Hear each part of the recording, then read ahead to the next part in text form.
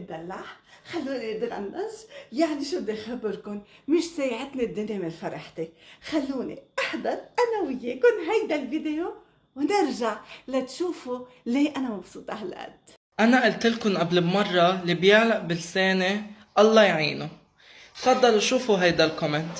يا حبيبي، انت بتحكي هيك لأنه أمك ربتك هيك، يعني أمك هيك. أمي يا حبيبي أشرف مرة بالكون، من وقتها ما توفى بيي وهي ما بتظهر بلينا مطرح، ما بتاكل من دوننا، حتى اللي بيجي لعنا بنقعد معه. بعدين سرميتها بتنقط شرف، مش مثل غير النسوان اللي بيقعدوا يحكوا عليها انه هي بلا شرف. هن البلا شرف حبيبي. بعدين انا حاسس بدك اعادة تدوير، فحربيك من اول وجديد حبيبي.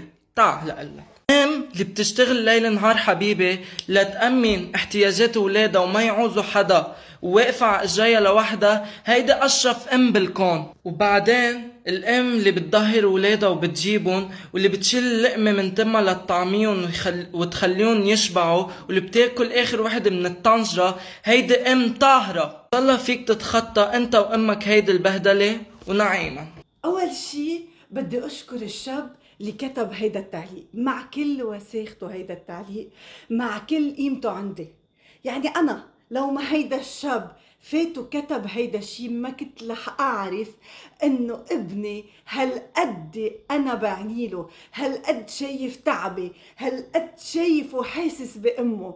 شو بدي اقلكن، عن جد قلبي عم يرقص. اوقات كتير كلمة شكرا ما بتكون كلمة، بتكون فعل، بتكون ردة فعل، بتكون محبة صادقة. ما في داعي ان انطر شكرا من ابني بعد هيدا الكلام. حبيبي يا ماما، تقبرني يا حبيبي، ميرسي كتير.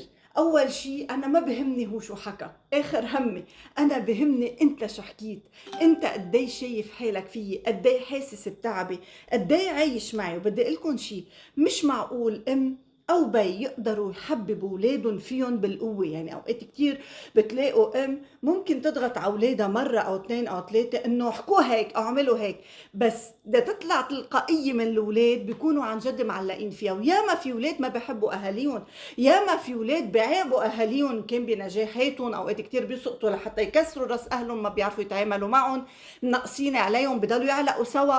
فانا كتر خير الله انه اولادي وعبر هيدا الصبي اللي مفرح لي قلبي وفيني حقي وزياده. بشكر ربي على هالنعمه، عن جد ربك ما بيضرب لعيد، عن جد انا لوحدي بيناتهم، بس هن مقدريني وكتير، وانا ما بخلى فيهم، انا ما بتركهم كرمال حدا.